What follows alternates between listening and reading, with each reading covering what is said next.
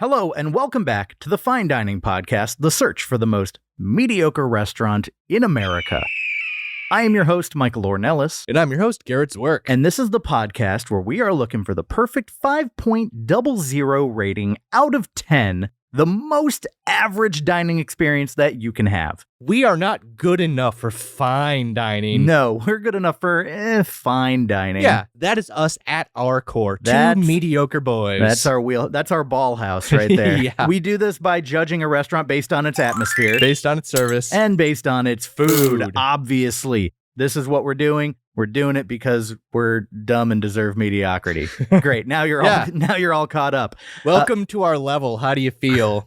And speaking of getting caught up, if you go check out our Patreon, you can find out the winner of the Septemburger tournament, which just wrapped up. I am half meat. Actually, no, I'm not half meat. I'm over 50% meat. I am more meat than man.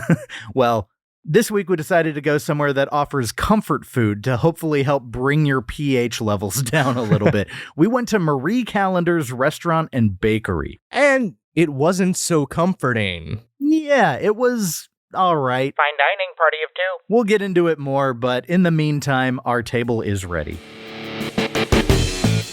Your table is ready, follow me. Have you tried our chicken breast? Serving pancakes and ribs, I recommend the spaghetti. We're here to satisfy, not to impress.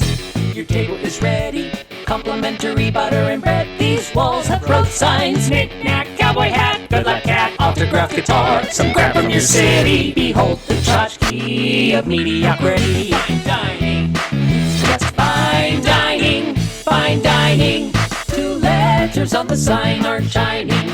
Neon flickering, irregular timing. Identify the perfect five out of 10. Fine dining. Fine dining. First impressions. The sign was all worn down. It needed a refresh. It looked sun-faded. Yeah. The building needed a remodel. Original sign, original building. I kind of liked the old school feel of this. It didn't bug me. I do agree that it just felt so outdated. And the clientele also shows that. It didn't help. Okay, the parking lot was shady. There were weird people just loitering. There was a dude a few cars down that was changing his clothes in the car. There was another guy a few more cars down that was just sitting there with his trunk popped open, smoking a cigarette in this big baggy t-shirt. We were next to this really crappy apartment complex, and the barrier wall had a bunch of holes poked in it, like bricks were missing, and I noticed like a bunch of crap and detritus like shoved into these holes. Everything was dirty. I thought Culver City would be nicer than this. See, what I noticed was just elderly. And what I thought was funny is we pulled in, I look over, this turn in is kind of abrupt and almost dangerous. Like it's a pretty fast road right next to the Marie Callender's. And you mix fast roads, dangerous turning, and elderly people. There was like an old man that just turned in the minimal amount. Like he was technically in the parking lot. His trunk was technically not in the street. And then he just sat there for like 5 minutes or whatever. And this is the clientele that we have to deal with. Yeah. I had no idea what he was doing. I was like, is he confused? He was actually waiting on a parking spot, but outside just seemed like the wild west of driving and parking. There was a big, like, we sell strawberry pies. Almost, how do you describe that like font? It's like the window decal. Yeah, it's that takes up multiple panels of window. Yeah, it's like whatever that window paint is, it's a thing. I love it. It was cute. I really do. Again, it takes me back. It takes me back to my childhood, just like a font, a style, a look, lead paint, I know. Taste. It looks like none of this has brain been damage cleaned since your childhood. Yeah. Nothing in the building has been replaced I since feel like your childhood. people are getting the visual of like this dirt-coated restaurant, and I don't think that's fair. I just think old and outdated is more fair. Yeah, the only thing this restaurant was missing on the inside was shag carpeting on the walls. We'll talk about it in atmosphere, but I didn't hate the decor style. So then we walk into this front little, I guess, lobby It kind of looks like a waiting room. It looks like an 80s dentist office. Yeah. But with a display of some treats for you. I think it was muffins. I didn't really see pies in those displays. No, I was expecting, but they had this huge wooden sign with all of the different types of pies. I loved it. Like, again, just classic. It was nice that it was made of wood. Everything was like carved or etched out of it. This was a handmade thing. Yeah, it was a nice little piece of decor. And then, of course, I noticed that the ceiling is really low. Not like right away, but there's like a counter that you walk up to that has the display case. And then the ceiling drops down to like, I can barely fit under it. And I'm not a tall man. I'm like, what, 5'9"? So yeah, I'm an average sized human and feeling claustrophobic under this ceiling. And it made me, I don't know, just feel, I guess, unwelcome in a way. Like, you're too big to be here. Yeah, so as we were saying, the people here, old. The general vibe was Luby's, but everyone is down on their luck. Ooh, that's a sad comparison because Luby's isn't necessarily a place you go for celebrations. Yeah, no, you go to Sizzler for that. I hate that. Anyways, you seem to know a lot about restaurants. You're referencing them. Have you prepared some facts about Marie Callender's? Can we hear about the history? Okay, well, we're going to jump into this week's Restaurant Fact Round-Up. Good job for clearing that up. Resty Fact Round-Up. Before we go into it, your mom, my mom, they listen to every episode. My mom has this sensitivity against hearing the whip sound that we use to round up our Resty Facts. So I'm going to bring the volume down on that, but I don't want people to get confused over when new Resty Facts are being rounded up. So we need something to accentuate that sound effect. What should we do, Garrett? What should complement the whip noise? I can't feel my legs. Is that a diabetic thing? All right, I can't feel my legs on 3. 1, 2, 3. I can't feel my legs. Yeah. Why do I do this show? I can't feel my legs. Marie's son, Don Callender, opened the first Marie Callender's in Orange, California in 1964. However, the concept and pie business started many years earlier in the early 1940s. So we're coming up on almost 80 years of the concept, and even still, 59 years as a restaurant. Yeah, it's a Southern California staple. It looks like it. I can't feel my legs. After baking pies for local Long Beach business, Marie Callender ended up going out on her own. She got sick of lugging around hundreds of pounds of bags of flour and just working her ass off for this random guy. Did she steal the recipes and take them with her? No, they were all her recipes to begin with? But this was a really cool restaurant owner. He's like, okay, that's fair. Just bake the pies yourself and I'll buy them from you. Ooh. This is how her pie business started. Trying to stick it to the man, but then the man stuck up for her. Yeah. Yeah. I can't feel my legs. They did this for a while until she and her husband Cal sold the family car to finance a wholesale bakery in 1948. So they were doing this out of her home until they actually rented the real location. This is almost like Cheesecake Factory levels of origin. Yeah, definitely. It's a very similar thing. Cooking out of your home before it kind of snowballs into this much bigger franchise. Yeah. So at this point, they've got a brick and mortar bakery building. It's still not open to the public. It's all only wholesale, but Marie Callender would work all night and then sell pies during the day. So it was just the three of them, and they all Marie, Cal, and Don? Yeah, Cal is the husband. Marie Callender. Oh, wow, it's a Pokemon. Yeah, just like a weird Don fan mixed with a pie. rhubarb pie. Yeah, this is the Mega Evolution. I can't feel my legs. 16 years later, in 1964, they finally opened up their first official retail location, and to generate early business, they set up their ovens near the windows so customers would be drawn in by the sight of baking pies. Ooh, the sight. I thought they were going to go the Cinnabon route and try and hit that waft zone. Which, depending on the ventilation of the building, that could have been a possibility too. Do you think people floated in, like just led by a little Disney-esque steam animation, twiddling their legs in the air as their nose follows them? That's how it happened. But they also offered free slices of pie and a free cup of coffee to every single new customer that walked into the door during the early days of the business. Remember the days where that wouldn't bankrupt you? Yeah. Do you? Because I Those don't. days. I think I'm aware of the concept of those days. I grew up in a small town that had freebies and stuff. I can't feel my legs. As one would expect in these situations, success soon followed. There were 13 locations by the end of 1969, which was 5 years later, and 84 locations by the end of the 70s. Nationwide? Yes. Throughout this time, Marie Callender's expanded the menu and even added cocktail lounges to some locations. So just imagine going to Marie Callender's and using it as your local singles bar. Oh, no. Oh, I am picturing This is your geriatric love lounge. Oh my gosh, I'm like actually having like trauma flashes right now. I can't feel my legs.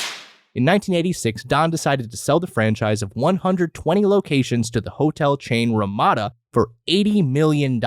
Ramada? Yes, and that is $220 million in today's money. That's not bad. No, not at all. That's pretty good. I didn't know Ramada was in the restaurant business. It's funny, he turned down an offer from Marriott. Huh. All right. I can't feel my legs. Unfortunately, this was the end of stability for Marie Callender's, as the company and even the trademark were sold multiple times over the next decade. Most notably, the trademark landed with Conagra Foods, the maker of the frozen grocery version, and the company ended up with the owner of Perkins for a time. Yes. The current owner of Marie Callender's is Elite Restaurant Group. The one restaurant I know of that they own is Daphne's Greek. Okay. That's literally the only one I can Yeah. recognize. So they purchased the chain in 2019 for guess how much? I'm going to guess it's not 200 million in today's dollars. No. Like 2 million? You're really close. Yeah. $1.75 million. A franchise that once sold for a value of $220 million sold for $1.75 million. How the mighty have fallen. Yeah. So there are only 24 locations remaining in 3 states. It's here, Utah, and Nevada, and it's down from a peak of 145 locations in 1993. I can't feel my legs. Marie Callender's has been involved in a surprising number of trade secret lawsuits given its comfort food and wholesome image. Go on. As early as the late 1960s, Denny's poached a former employee as they were starting a pie shop at the time. Mm-hmm. So Marie Callender sued, and a judge ruled that Denny's could not use the exact same recipes. I mean, that makes sense. Yeah. I'm on Marie Callender's side on that one. Another ex-employee attempted to start a pie shop in Oregon in 1977, but Marie Callender's obtained a successful injunction. Wait, so this is just a bunch of like defectors. Yeah. Confectionery defection. What the news called it, all these stories at the time, they were the pie spies. That's good branding. I can't feel my legs. Another trade secret lawsuit happened in 1982 after one of their oven vendors allegedly stole and sold their secret pie recipes to competitors. So Marie Callender's is the victim here. Yes. Wild. But one more fun lawsuit. Uh-huh. Don Callender sued Ramada not long after the buyout, claiming deceptive business practices as his post-sale company role had zero actionable power, even though he was promised to have the lead role and be able to run the company with autonomy. Ooh, rough. You hate to see it. I can't feel my legs. Back to the frozen foods. The store-bought pies don't actually use Marie's original recipes. What? Yeah, they're a fraud. Scandal. Yeah. However, the name and branding are all that seem to matter because $800 million worth of Marie Callender's frozen foods were sold in 2011. Why'd you cherry pick 12 years ago? Is that just the one you could find data on? That was the one I could find data on. How much? 80 million? $800 million. 800 million. Of the entire Marie Callender's frozen food line in gross sales. Unreal. Yeah. So for a company that sold for it got stripped for parts. Yeah, it really did. And so Conagra, the maker of these frozen foods, they make over 200,000 frozen single-serve Marie Callender apple pies every single day. So yeah, they got stripped for parts. I can't feel my legs. Marie Callender's created National Pot Pie Day on September 23rd, 2002. How do you just go about inventing your own holiday other than just saying, this is the holiday, and just hoping people adopt it? I mean, you look it up now and like every day has like 16 holidays affiliated. And I'm not going to be mad about it if I can go somewhere and get a free donut one day a year. Like, who am I to sit here and shit on Free Donut Day or International Donut Day or whatever it is? National Donut Day? I don't actually have alerts and alarms and stuff dedicated to June 7th. I don't know when National Donut Day is, okay? I don't know the specifics. It's not an important day every year for me. You wake up every single June 7th like it's any other day of the year. Any other day. I don't plan a route around LA where I hit a bunch of donut shops. You don't happen to have an amazing donut shop just like a mile and a half down the road. I don't happen to have a lot of amazing donut shops within a drivable distance of me. You actually do. Like, there are 2 that are like awesome. And I don't take advantage of that at all. And that does it for this week's Resty Fact Roundup.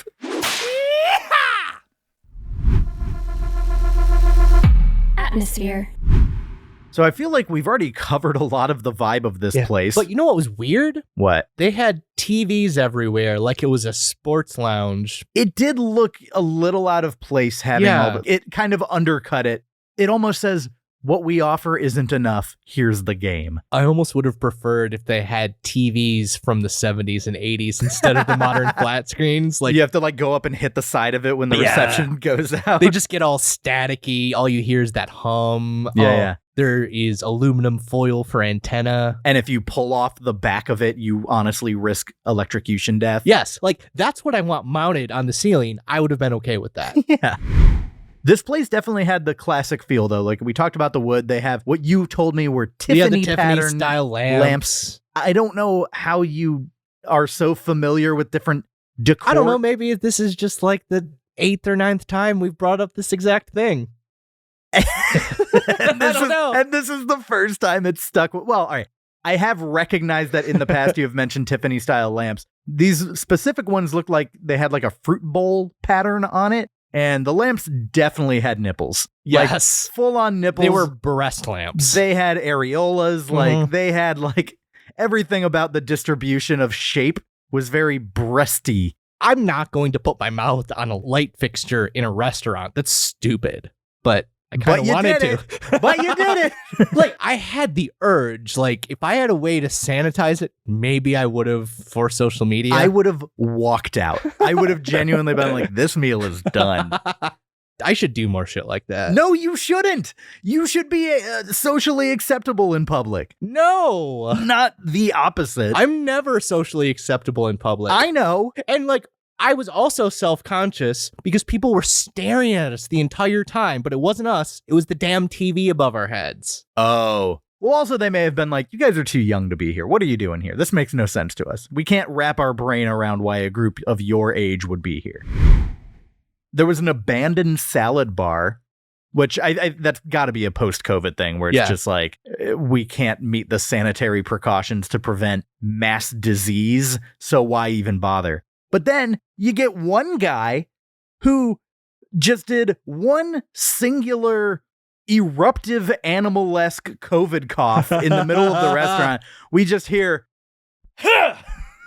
like, it sounded like the throat clear of a kung fu master. Yeah, exactly. It's like a sumo yell or something. Like, oh, it was very disconcerting when we realized, oh, our entire party of 5 just caught the Rona at a Marie Callender. I was genuinely ready to title this episode, We All Caught COVID at Marie Callender's. But so far, I mean, so good. And we're, what, 4 days later? Yeah, I think we're good. We're probably fine. Knock on wood. Anyways, I haven't been able to taste anything, but that's unrelated. One thing I will say about this place, even though there wasn't, it felt like it had a smoking section. Oh, yeah. Like, this is a place that definitely had the layout to have a smoking section, and definitely at one point did. Oh, for sure. There's no way it didn't. Speaking of that, the overall vibe is depressive stagnation. Nothing's changed. Nothing's going to improve. Life is a steaming pile, and it's never going to get any better. Always the optimist. I know, right? Like, that's what the vibe of this restaurant gave me. The world don't is feel terrible like it and was it's that never sad. gonna I improve. actually didn't hate the vibe here. Maybe I just equate that vibe with, I guess, the general vibe of society in that era. In that era? Yeah. What is this, Oregon Trail? Yes. Yeah. They did close at 8 p.m. Like, if that's not indicative of the clientele, Yeah. I don't know what else is. But there was this mad rush right near the end. Just a bunch of people like, I gotta get my pies and get Yeah. out. And they were all like pickup orders. They knew not to trifle with the wait staff here. They were just like, we're gonna get our pie and get out. When I was sitting there in the beginning, some people were coming in to get pies, but everyone seemed like a regular. Those were the type of interactions that were happening. Yeah, like they recognized the staff and the staff recognized them. Look at the place. You gotta be a regular if you're gonna keep going back there. One thing that I want to make sure is not a regular thing is the subject of conversation that all of you were like.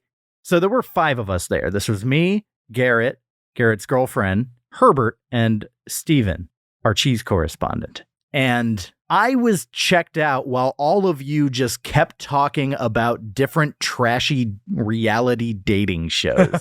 That is the best. Is it? Yes, it Love is. Island. Love Island is the best. F-Boy Island. I'm watching the Big D right now. Uh-huh. Bergie, you are the man. Oh my God. I wish you the best. I have in no all ways context of for life. what this means, but you were talking about MILF Manor, Oh, which yes. conceptually very funny. But I've got to say, y'all bringing these shows up was way too much.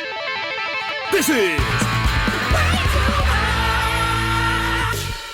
Garrett, you guys know way too much about... So, MILF Manor. Let me No. explain MILF Manor Oh. because the name is so preposterous. It's a show where a mother and son pair go into this house to live together, and the mothers date the other sons. So you've got like 60-year-olds dating 25-year-olds. I'm done with this. I'm done with this. It's the most trashy, amazing thing ever. And you know what? It is also way too much. The fact that you subjected me to all this conversation, the only reason I'm bringing it up is because there was one positive outcome from the this. positive thing? So the story of when the one mom and the No, one no, kid, no, no, no, the no. mom admitted she slept with the kid's best friend and he just had a breakdown. Garrett, That's crazy, no. man. This podcast is not about MILF Manor. The one good thing that came out of this was the hilarious pitch that Herbert gave us, where he suggested the exact opposite, dads and daughters in a show called DILF Depot. 8 single dads looking for a second chance at love. What can I say? I'm here for another shot at love. I think if I could just find one more special lady, I could find happiness. These hot papas will spend 1 month with 8 beautiful young women in the one place that they call paradise. That fake lawn section at their local Ace Hardware store with the artificial grass. Wow, this is nice. What is that, polyethylene? So cool. But there's one twist that they could not have seen coming. The women they'll be dating are each other's daughters. Of course I've dated women my daughter's age. I didn't want her to see me dating women her age. Brittany, get out of here. And they don't like it. Ooh. Yeah, I don't want her dating any of these dudes. Whose idea was this? It was ours. DILF Depot, coming this fall. Can I just go home? Only on HPV. Check your local listings. A big reason that I was checked out on that reality show talk, I was so tired, Garrett. I literally fell asleep in the booth. Oh, you're a little sleepy baby. What's going on over there? What's going on over there? What's going on over there? Should I worry? Should I care? What is going on over there? What's going on over there? I was tired. This doesn't need this segment. I can give you the answer. That segment's devoted for when we don't know the answer, Garrett. No, you are Heath Ledgering an What? old person. What, like method acting? Yes. I was just tired. Oh, okay, Jared Leto. Where's this okay, coming old Jared from? Leto. Why are you trying to figure out a mystery to a thing that's not actually a mystery? No, there isn't a mystery. You were trying to work on your acting chops because obviously you're trying to be Tilda Swinton. Honestly, your pull of method actors is pretty intense. You know a lot of method actors. Okay, Gary Oldman, that's enough. They call me Daniel Day Michael. There, see, you agreed. Yeah, that is in fact what was going on over there. All right, so we've got to put all of this together for a thumb rating on the atmosphere. You know what? I didn't have any thumbs for this place. None up, none down. I thought this is a very average place. Nothing here was like popping. Nothing worked. Nothing didn't work. It just was. So 0 thumbs for me. The whole place was just dark, dingy, and depressing. I felt sad when I left. I guess I didn't feel the darkness because the sun was literally in my eye. Oh yeah, you got for this really weird good spot, portion of the meals. I was like, oh, it's pretty bright in here. It's actually too bright. This restaurant just made me sad. So 1 thumb down. Service. We never got our server's name. No, we didn't get a lot from our server. He was all business. He was just kind of like, I'm here to do the tasks. I really loved how he had this weird obsessive nature about refilling water. That's like all this guy did. He just I don't mind it. I don't mind it either, but it was like this compulsion of his. He's like pouring water in as you're drinking. Must always be even. topped. Yeah. And now, a word from our totally not made up sponsor. Oh, hi there. It's your favorite sponsor, Jub, and I'm back. And I know what you're thinking. Who has a favorite sponsor? That's so weird. But usually that's based on who has the best advertisements. But you know what? I'm getting out of the advertising game and into the consulting business. I've been around restaurants so much. If you're a waiter, I can help you be the very best one. And you only gotta focus on one thing: refills. They take a sip, you fill it up. Even a little bit off the top is unacceptable. You know what they say, empty cup, empty heart. And I'm trying to save you so you don't become like me. The world has chewed me up and spit me back out. I want to tell you about all the things that make me feel that way, but I can't because of a non-disclosure agreement.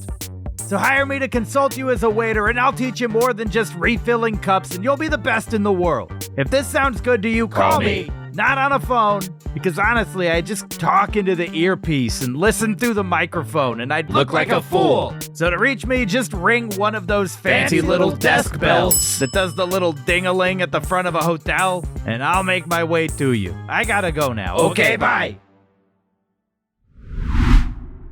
Going back to him being all business, what'll you be having? Like, that was the first thing we heard from him. Before waters were brought, before anything, it was just, what'll you be having? And that made me sad because I wanted to have the Asian guy as their server. He was outgoing and friendly. I noticed he was going to talk to the tables. Maybe he was the manager or I got owner manager or vibes something. because he had different clothing. He was serving the table next to us. I wish he would have interacted with us more. What I did actually notice about him is he came up to the table behind us at one point and just said, "Is it pie time over here?" And I was just like, this guy knows. Yep. He knows what brings people in the doors. Not, do you want one of these bullshit muffins that we offer? I'm sure they're good, but like, people are here for the pie. Yeah. Yeah, he definitely had people skills. Our server kind of didn't. That was really kind of you the way you put that. I got a root beer. I used my one non-water drink of the week to indulge in a root beer. And it was kind of watered down because this waiter loves refills and Probably put water in it. put water in it. So I finished the root beer. It's sitting on the table and he was like, "Do you want another one?" And I say no. And he picks it up as though he's going to bus it. And then he sets it back down on the table and walks away. And like, I've never had something almost bust. Yeah. It was a very peculiar, odd situation. Like, I think this guy just has a deep love of water. He's like, if you're not getting water, I don't want to deal with you. Or at least I won't treat you with respect. He wants us to fight the heart disease from eating this grease and fried food. And as we all know, water washes out the arteries. Oh yeah, no, water cleans out all of your body. You have one sip of water, you're clean. That's it. That's the myth. Yeah. Now, the one thing I will say about his service, and this isn't unique to him, but it's happened to us quite a bit. Once the check drop happened, we got abandoned. Why is it so commonplace lately? I really don't get it that it's like, I'm now at the point where I'm like, have your card out and ready to give to him as soon as he brings the check, so we don't have to wait 10 minutes for them to come back and collect the cards. But this is becoming commonplace, and it's really frustrating. Once they drop the check, it's like they feel like they've crossed the finish line, but there's like you have to flag him down. It's like, here, take my money. You have to fry that shit. I almost got to the point where I walked up to the counter to, like, I hate being that guy, but it's like 15 minutes. But also, to be fair, there was a cash register right up at the front, and maybe this was, but it was one for of those pickup orders. Maybe you could have gone to pay there. Maybe some people do it like that. I mean, I'm sure you could have. Yeah, there are a lot of restaurants this style that but it operate should be in that communicated manner. one way or another. But then this man would have to use his words, which he really didn't. You're right. Yeah, mystery solved. Yeah. Now, I do have another award I want to give out. I want to give the seldom awarded "This is way too little" award to the to-go containers. Yeah. This is way too little. These to-go containers could not hold anything. They were the to-go containers that you can tell can only fit like a hamburger. Or one slice of pie. They have the containers specialized to fit one slice of pie. But like people, like 3 of you took home the remainders of your full meal and you had like sides, entree, obviously not the whole thing, but like your to-go container looked truly hilarious. Yeah, I smashed everything in there. Just a mushed in French dip sandwich on a mountain of fries. The French dip was like all bent out of shape. It looked sad, like when a kid presses his face against the glass at a zoo to like taunt the tiger or something and play God when the tiger goes out to try and bite him but doesn't because there's glass there. And then the parent gets all freaked out. Is that why you're not allowed at the LA Zoo? And this is way too little. All right, there's not much more else to say. I'm going 1 thumb down on the service. I wish it was better, but it just wasn't. Yeah, I'm going to go 0 thumbs. He didn't really do anything good or bad. I mean, he kept you hydrated. Yeah. That is a plus, yeah. But the check drop thing bugs me, though. Don't just disappear. Okay, so before we go in to talking about the food, I've got to follow up with something announced about a month ago at the Septemburger kickoff show. There was a little competition. There were brackets that everyone could fill out and send into the Fine Dining Podcast email, and whoever was correct on all of the Septemburger matchups, all 7 matches, would be entered into a drawing for $500. And it was promised that the winner would be announced on this episode. Now, there's good news and bad news. The bad news is that no one correctly predicted the entire Septemburger bracket. But I've still got this $500 to give away. So I decided to put everyone who submitted into a drawing pool, and I'm going to give $250 to whichever name comes out. And I'm going to give the other $250 of that to the Los Angeles Regional Food Bank. So here we go. Your winner of the Septemburger giveaway, Tony Miranda. Tony, if you are listening, go ahead and email finediningpodcast@gmail.com, and we will work out the details to get you your $250. Thanks to everyone who submitted, and to the rest of you, I hope to see your brackets next year. All right, on to food. Food. Yum! The things that they are known for, I don't think were their best things. We'll go into it, but I was kind of weirdly surprised by that. I got a Caesar salad. Now, this is going to be the weirdest admission any of you have ever heard. This was my first Caesar salad ever. How? How have you never eaten a Caesar salad before? I don't really trust restaurant salads. And I feel like it's wasted space if you don't trust restaurant salad. What's wrong with restaurant salad? Well, all right, not all restaurant salads, but anytime you hear of certain outbreaks, it's either the meat or the lettuce. Whenever you hear recall over, not salmonella, but whatever is carried in those things, food poisoning. And I know that if you're at a Marie Callender's, it's not a salad place. So their salad is not going to be a thing where it's they put a lot into. So like usually I'll decline even like a salad that comes with something. But do you eat Chipotle? No, not really. Okay, that's fair then, because they've also had A lot of outbreaks. Yeah. Yeah, I don't know. It's just a thing where like restaurant lettuce in general, I'm skeptical. And on this particular day, I was feeling bold. Maybe I was delirious from the lack of sleep, but I ordered a Caesar salad. And Caesar salad is very simple. It's lettuce, cheese, and croutons, and a dressing.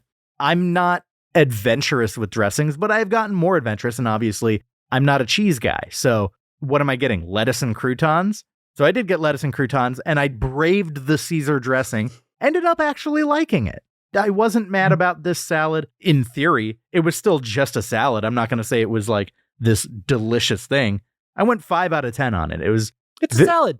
But I was proud of my bravery. You're a brave boy. I left my comfort zone to try a thing that everyone's like, what the fuck? You're 34 and you just tried your first Caesar salad? Yes, I did. And I liked it well enough.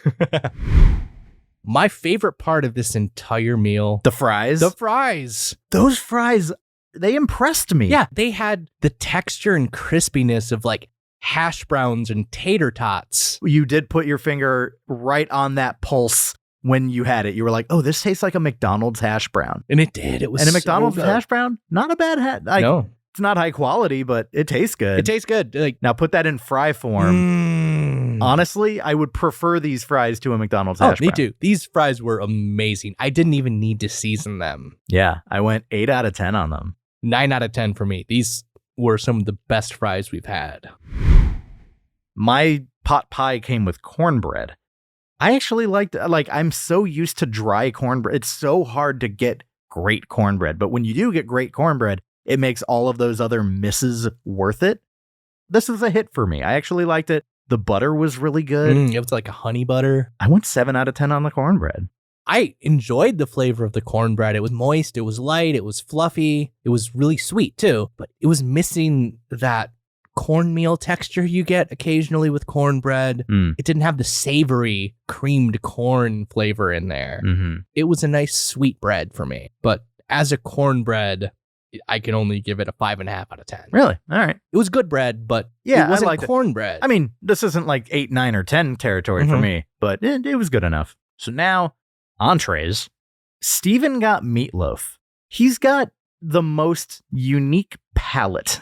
He's like a meatloaf or really mushy foods kind of guy. He's in my D&D group, and he brings over a container of his dinner often. And it's always very mushy, cheesy foods. Oh. Yeah. Not knocking him for it, but I'm definitely noticing that it's different from my palate. I hated this meatloaf. I had a small bite. I went 2.5 out of 10. Oh, wow. But Herbert got the pot roast, and I thought it was really good. As a matter of fact, I thought a lot of the beefy things they had were good. The pot roast, your French dip. I really liked both of those things. I actually was considering getting the pot roast, but didn't. But I went 7 out of 10 on the pot roast. So let's talk about your French dip, because I liked it and I want to talk about it too. You mentioned the same thing during the meal. The bread stayed together with the dip. There was a little crispness to it. Yeah. Which a lot of French dips, it just falls apart and I hate it. This one stayed structurally sound. There was a hint of horseradish on this meat. That's one of my favorite elements of French dip sandwiches, just like a slathering of horseradish. Yeah. Which I would have wanted more, but the flavor element was still there. So that was pretty good. It was even good the next day. Oh, yeah, that's right. I reheated it up. I refried the bread, like seared the meat, tossed it in some barbecue sauce. So it was a really good barbecue beef sandwich, which actually tasted better than the original French dip sandwich. So what do you give the French dip? So the original French dip, I'm going to give a 5.5 out of 10. Really? That's it? Yeah, I it liked was it. good, but I wanted so much more out of it. I also went 7 out of 10 on that. So I don't know what it was I liked. Honestly, I could tell you what it was. It was low expectations. Biting into something that impresses you when you have low expectations really, really gives it a boost. Yeah, no, that's fair. If low expectations, I probably would have rated it higher. Because the first thing I tasted was Steven's meatloaf, and it just like set the tone real badly. And I was like, oh, this food's not going to be good. So I tasted all of your food before I even took a bite of my pot pie. Now I want to talk about the pot pie. This was also my first chicken pot pie. Smashing barriers here, breaking records, firsts for everything. But I got the mini chicken pot pie, I think is what it was called. I don't know. There was some element of it. It was small. And by that, it was just a single serving, probably 5 or 6 inch diameter pie in like a silver tin. The pie crust didn't seem like it fit with the rest of the flavors. It felt like I was just getting like buttery, flaky bread that was like honestly a little too buttery tasting. It kind of overwhelmed and kind of masked any breadiness. And I like bread, so I would prefer to taste bread. And then the inside tasted like liquid chicken soup. And that was good. That's basically what a pot pie is. Yeah. But chicken soup, while solid, isn't like this food that's setting your world on fire. And I thought that the crust detracted from the rest of it. So I'm only going 5 out of 10. This is a very mediocre dish. I think I would like a pot pie better from somewhere else. But for like an introductory chicken pot pie, it wasn't terrible. But it could probably it didn't make stick the a landing. better pot pie yourself. You overestimate my prowess in the kitchen. That or you're really insulting Marie Callender's. All right, so now desserts. We just all ordered a different slice of pie. Chocolate cream pie, raspberry pie, cherry pie, apple pie, and lemon meringue pie. I didn't try the lemon meringue pie, but I tried all the others. Yeah. Did you like that one? The meringue on the lemon meringue pie didn't taste that fresh. But the lemon part was great. Great. Do you have a number for it? Probably a 5 out of 10 pie. Just so mediocre. That meringue, but that element of it was good. Gotcha. Yeah. I didn't think any of these pies were great. They felt like grocery store pies. Like I genuinely feel like, I'm not accusing them of this, but it feels like they just took their frozen pies and cooked them. Yeah, agreed. It did not taste fresh. So the chocolate cream pie tasted like chocolate pudding with a crust, which I'm not mad at that. I like chocolate pudding, but it was 6 out of 10. There wasn't a lot of complexity to the flavor. The chocolate it tastes like store-bought chocolate pudding. So a tasty thing, but not going to blow my mind away. How can anyone eat that after we have access to Republic of Pie here? Like, yes, Republic of Pie, local pie shop. That is fantastic. This is not even close. Then there was the cherry pie. This is what Herbert got. Again, I feel like it tasted like what you get at a grocery store, which is you're going to like it, but you're not going to like go out of your way to be like, oh, you've got to go to Kroger. They've got the best cherry pie. Yeah, I went 6.5. Did you try all of these? No, I didn't. Actually, I had enough mediocre food at this point. You hit your cap? I hit my cap. Gotcha. Yeah, I went 6.5 on the cherry pie. I went 6.9 out of 10 on my apple pie. That was okay. You love apple pie. That was my highest pie rating. It had a nice cinnamoniness to it. Oh, what'd you rate that again? 6.9. Nice. But obviously the pie we need to talk about, the Marie Callender's original flavor, razzleberry. This is raspberry and blackberry in a pie. Ah, so it's just a bunch of tart, seedy things that get stuck in your teeth. But I mean, raspberries are one of my favorite. Like, I don't mind it. This is what they're known for. This is kind of like the big draw of a Marie Callender's is the raspberry pie, just because it's like an original creation. Ooh. Doesn't sound like you were into it, but like from a texture standpoint. Okay, the pie crust here too, it didn't taste fresh. I was expecting so much more out of these pies, especially Marie Callender's original recipe pie. Like, the raspberry's your thing. Give me some more. The crusts all across the board were just weak. Were we like getting end of day pie or something? I don't think we were getting freshly made pies. Yeah, I could be wrong about that. I'm not making an accusation, but I am saying my suspicion. I went 6.7 out of 10 on the raspberry pie. It was my second favorite of the pies that I tasted, but it still wasn't like none of these were amazing. Yeah, and I went 5 out of 10 because it didn't do anything to overcome the texture. Like, when you have raspberries, blackberries, seedy things, do something to cancel it out. Give me something flavorful. Don't give me a dry, stale pie that just tastes like tartan seeds. Well, when you put all of this together into a food thumb rating, where do you have it? This was neither good nor bad. I think this place was quintessential mediocrity. Yeah. I'm giving this 0 thumbs. Yeah, I really liked the pot roast. I really liked the French dip. I really liked the fries. And I thought the pies were good enough to have this place eke out a very weak 1 thumb up. Okay. But nothing was like great. And the meatloaf was bad, but everything else was mediocre. But there were enough things that I really did like enough to be like, okay, I will go 1 thumb up. I will put this slightly above average in the food section. But as an overall dining experience, we need to put that together into a rating and see food, atmosphere, and service. How did it do? But before we do that, we got to go to Yelp and see what other people are saying about Marie Callender's in this week's Yelp from Strangers. We need a little Yelp, a little Yelp from strangers. A 1-star, 2-star, 3-star, 4 or 5. So get a little Yelp, a little Yelp from strangers. A little Yelp. Give us those complaints while you literally whine and die. Yelp! All right, this is Yelp from Strangers, our segment where we turn to Yelp and read out our favorite 1, 2, 3, 4, and 5-star Yelp reviews from the Marie Callenders that we went to. 4-star review. Garrett, can I start this off with a 4-star review? Yeah, let's start off at it's pretty good. It reads like a 5-star. Like, I don't know what the dude's criticism is. His name is Roche, R-O-C-H. Roche B, 8 months ago, 4 stars. Diner love. There aren't many of the great ones around anymore. This storied old chain of bakeries / comfort food purveyors does it right.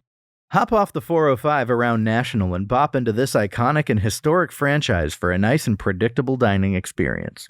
The Arnold Palmer hot cornbread with fluffy melty butter, the roasted turkey and mashies with cranberry sauce, and of course the age-old standard Marie Callender's chicken pot pie.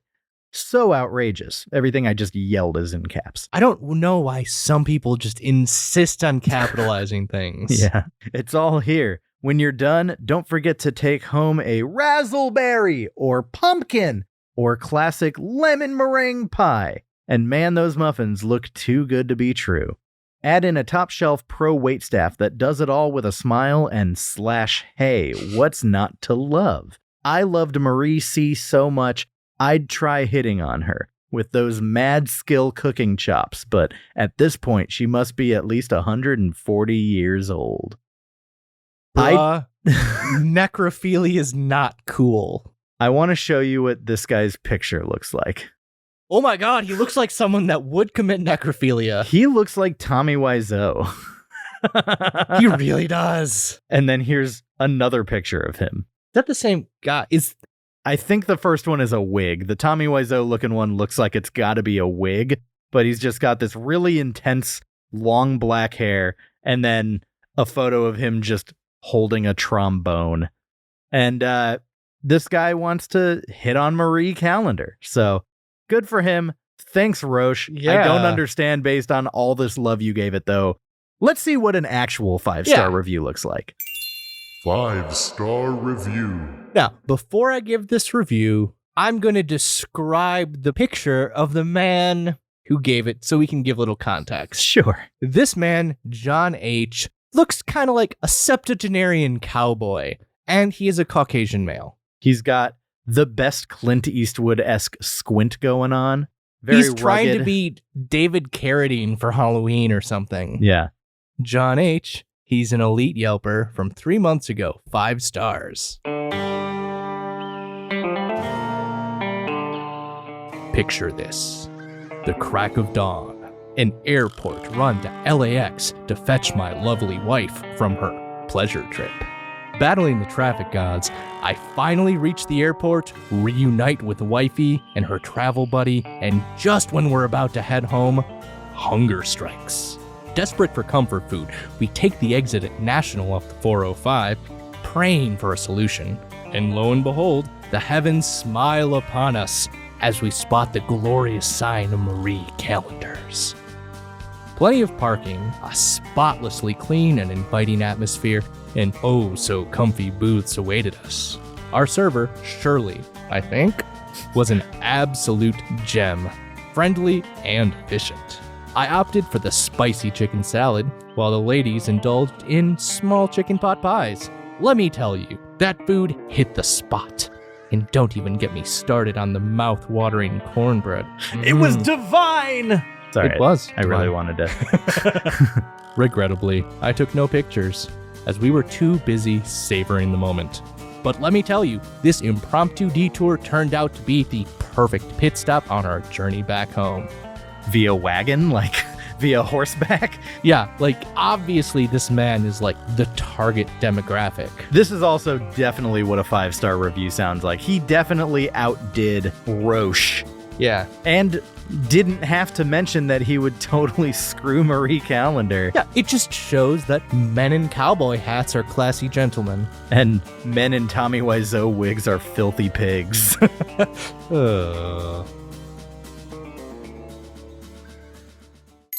You can go download our full Yelp from Strangers segment at our Patreon. The link for that is in the description of this episode, or you can go to patreon.com/finediningpodcast. And we're now offering a 1-week free trial, so what do you have to lose? Go check it out. People have wild opinions, and we get to read oh so many of them. Thanks. Final rating.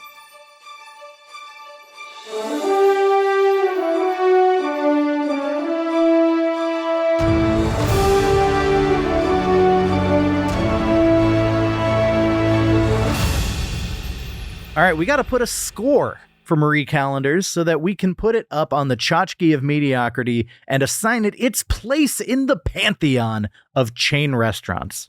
Do you want to go first, or do you want me to? I'll go first. Everything about the environment makes me sad, from the questionable neighborhood to the outdated architecture and interior design to the clientele that look like they've never experienced an ounce of good luck in their lives. I've been transported to that horror roadside diner where I'm the meal. Jesus, this went dark. Speaking of the food, the pie broke my heart.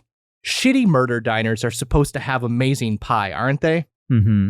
But hey, at least we made it out alive without food poisoning. 4.54. All right, 4.54. We're actually pretty close on this. I didn't have the same extreme feelings that you seem to, and I'm honestly, based on that write-up, surprised that this scored as high as it did from you. But, I mean, at this point, I'm just browsing my old ratings, and I thought this was narrowly better than I liked our Buffalo Wild Wings experience, and mildly below our Chuck E. Cheese experience, because we had Emma there with us, and she is a blast. And it's Chuck E. Cheese. Gave a boost. So I went 4.63. I didn't get any vibes of I'm going to be murdered, because if I did, I definitely wouldn't have felt comfortable sleeping in the booth, because that's a big statement of trust. And I definitely trust that my throat was not going to get slit. So when we put our ratings together, Marie Callender's Restaurant and Bakery goes up on the tchotchke of mediocrity at 4.59. Less than mediocre, not quite as good as Applebee's.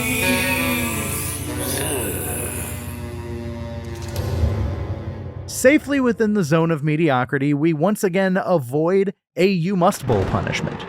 That's kind of nice, right? That's nice. But even without a punishment, we got to figure out where we're going to go next week. No You Must Bowl, but the search, it continues, Garrett. We got to keep going. So we got to play a little game. Who gets to pick? Who gets to make that decision? Is it me? Is it you? We got to play the headline game. The rules of the headline game are as follows. Michael will present 3 headlines to Garrett that include this week's restaurant. They can be made up or they can be actual headlines. If Garrett can correctly guess if at least 2 out of 3 are real or fake, he will get to select next week's restaurant. However, if Michael stumps him, he'll select again. Are you ready to play, fellas? I'm ready. Okay. Marie Callender's headline, number 1. WWE partnership with Marie Callender's distributor ConAgra Brands culminates in pie-in-the-sky ladder match this Sunday at WWE No Mercy Premium Live event.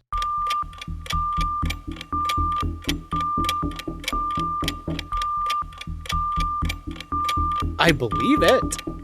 True. Marie Callender's frozen shepherd's pie recalled due to flexible plastic.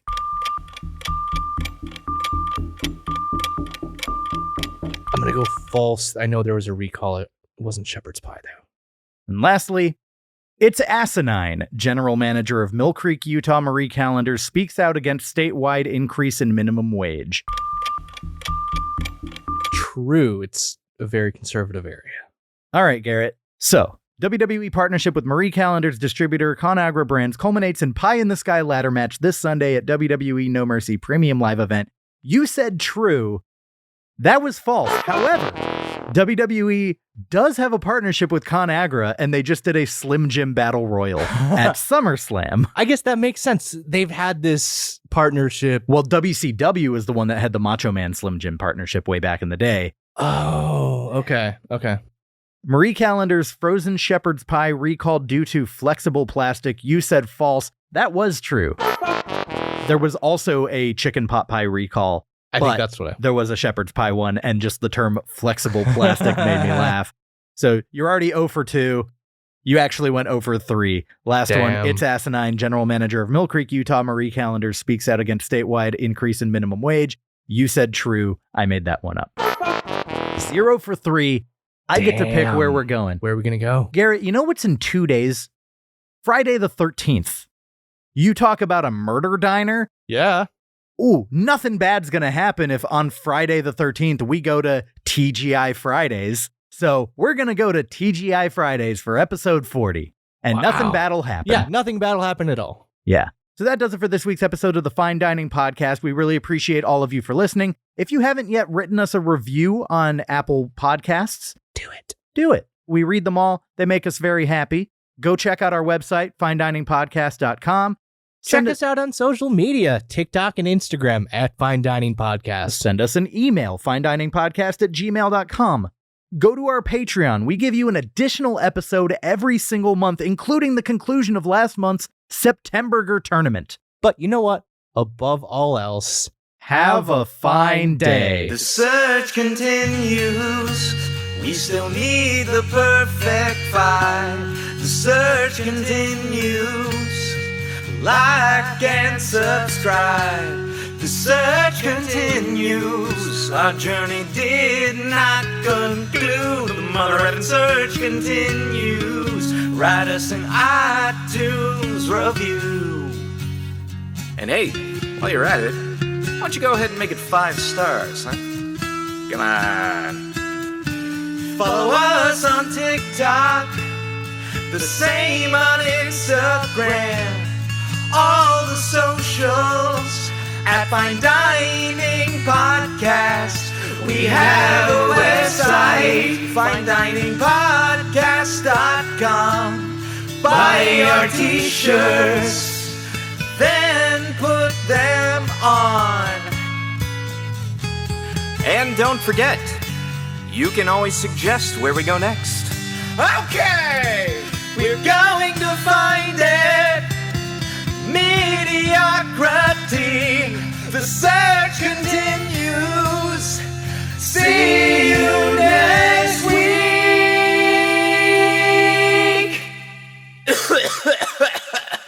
Hurt my throat a little. Have a fine day.